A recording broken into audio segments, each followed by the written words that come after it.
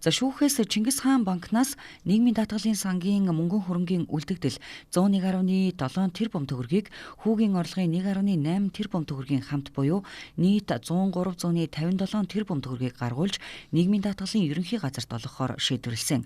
За энэ шийдвэр гарсан өдрөөс хойш нийт 20.6 тэрбум төгрөгийн авалгыг барагдуулах арга хэмжээ аваад байгаагаа нийгмийн даатгалын ерөнхий газраас мэдээлж байна. За үүнээс 13.1 тэрбум төгрөгийн авалгыг мөнгөн хөрөнгөөр 7.5 тэрбум төгрөгийн үнэлгээ бүхий 11 ширхэг үйл хөдлөх хөрөнгийг өр төлбөрт тооцсон шилжүүлэн авчээ. За эдгээр хөрөнгүүдийг нээлттэй дуудлага худалдаагаар худалдан борлуулахаар ажиллаж байгаа бөгөөд нээлттэй дуудлага худалдааны зарыг тухай бүрт олон нийтэд хүргэх юм байна.